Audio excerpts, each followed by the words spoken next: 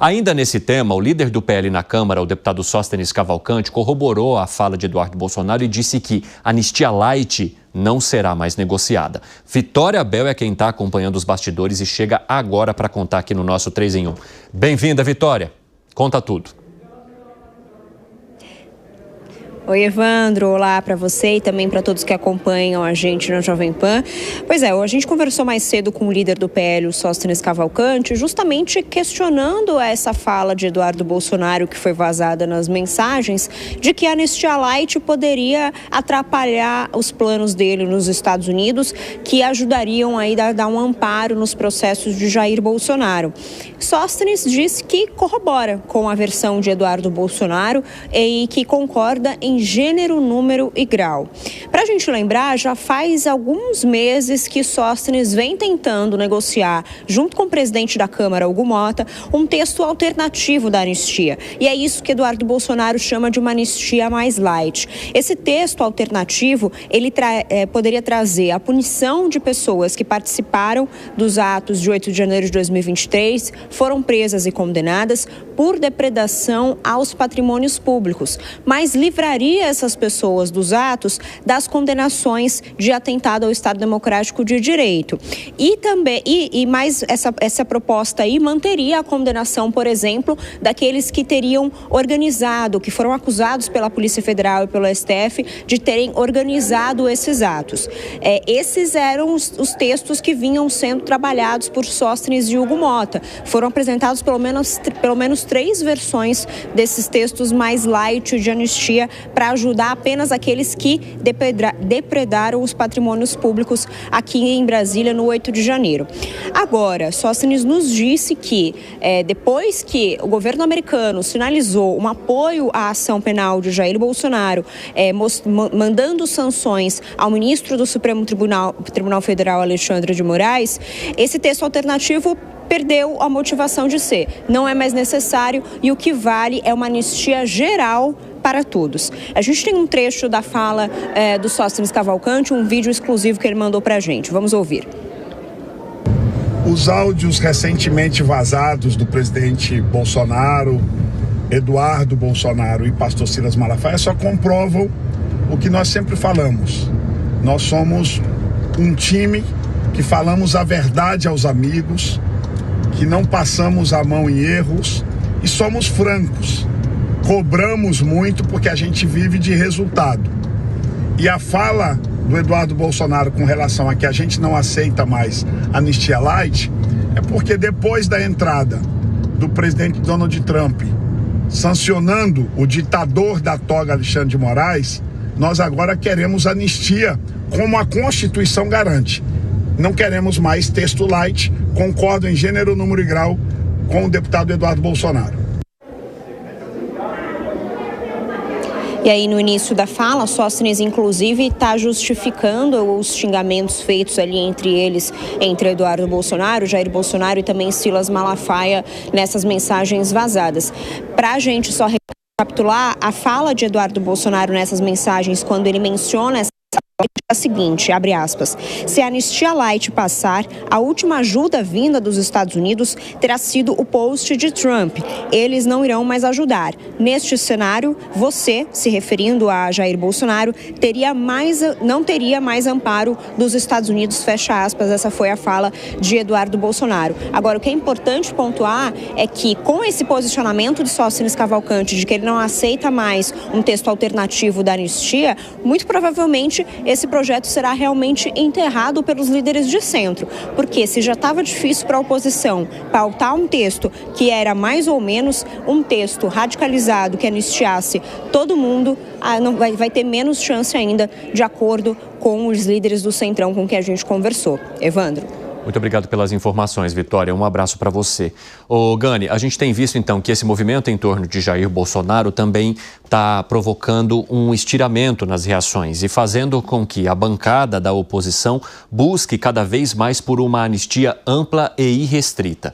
Há um argumento do presidente do Supremo Tribunal Federal, ministro Barroso, de que não seria possível anistiar alguém que sequer foi condenado. Então, que Se Jair Bolsonaro for condenado e seus aliados nessa ação no Supremo Tribunal Federal agora, no mês de setembro, aí caberia ao Congresso Nacional depois entender se essa anistia seria válida ou não.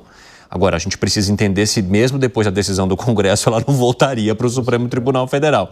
Mas como é que você avalia o movimento de tentativa de anistia e de se afastar a possibilidade de uma anistia light, como tem dito tanto o Eduardo Bolsonaro quanto o líder Sóstenes?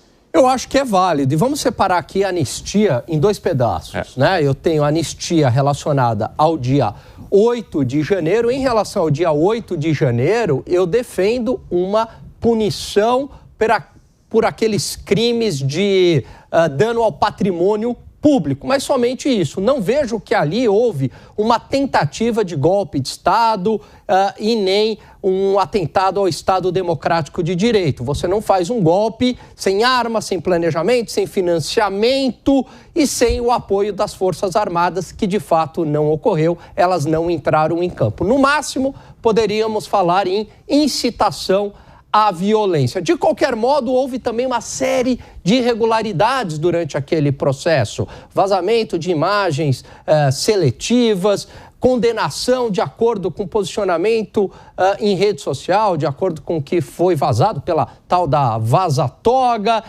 No início não houve individualização de condutas, pessoas presas por muito tempo, teve gente até que morreu na cadeia. Por todo esse pacote, que inclusive foi o argumento lá na Lava Jato, eu defendo a anistia. Agora, em relação ao entorno de Jair Bolsonaro e o próprio Jair Bolsonaro, eu também defendo uma anistia porque eu entendo que não houve crime. Eles ficaram nos atos preparatórios. Aliás, eu nem diria atos preparatórios de planejamento. Eu diria que eles ficaram no campo da cogitação. Eu não nego que houve uma cogitação, sim, do tal de golpe, uso das Forças Armadas para inviabilizar o processo eleitoral. Mas até onde eu sei, de acordo com as leis brasileiras, cogitar não é crime. Como é que você avalia, Piperno?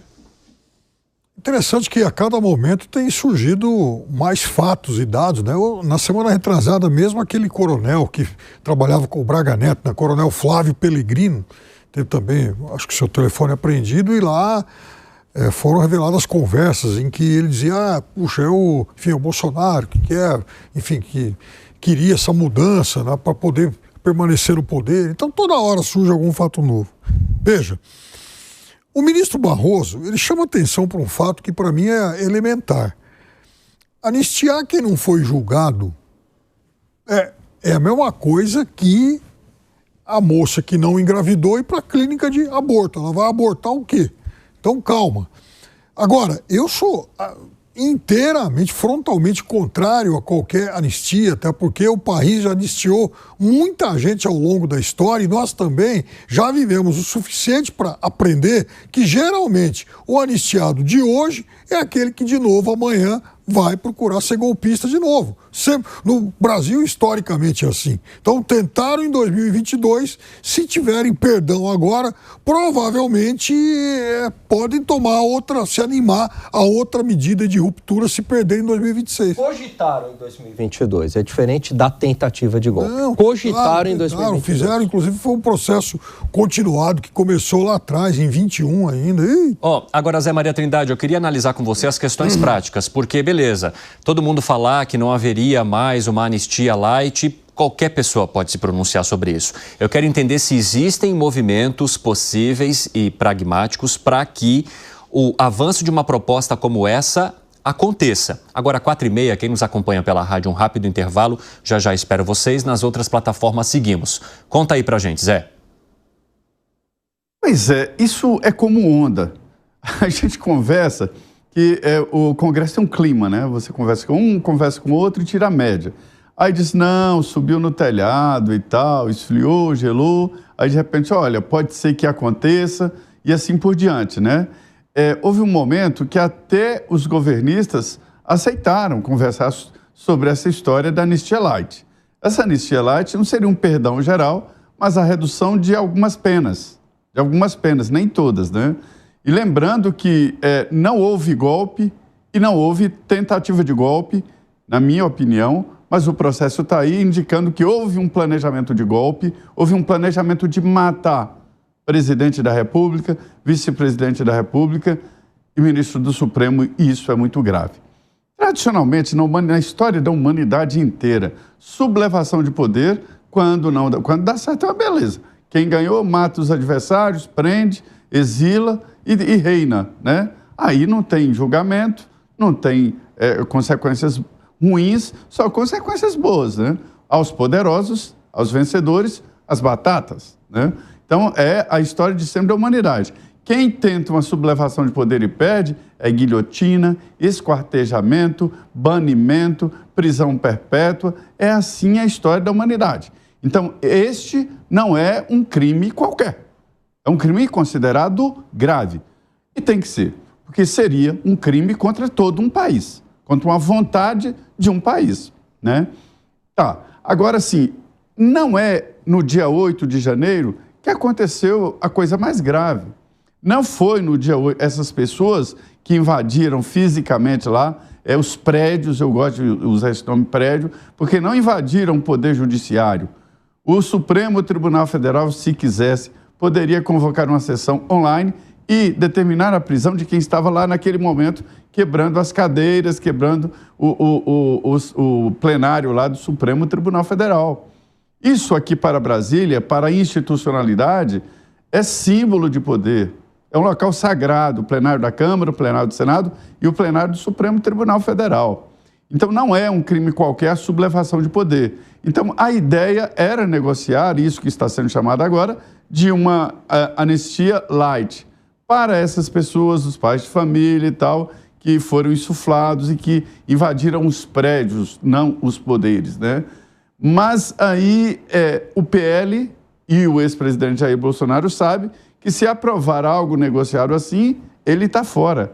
Mas o objetivo da cúpula é exatamente o contrário, é de liberar o ex-presidente e os ex-ministros, ou seja, a cúpula. Então, é aí que mora a divergência. E a fala do líder comprova isso, de que o grupo do ex-presidente não quer essa anistia para as pessoas que entraram na esplanada, quer anistia para ele.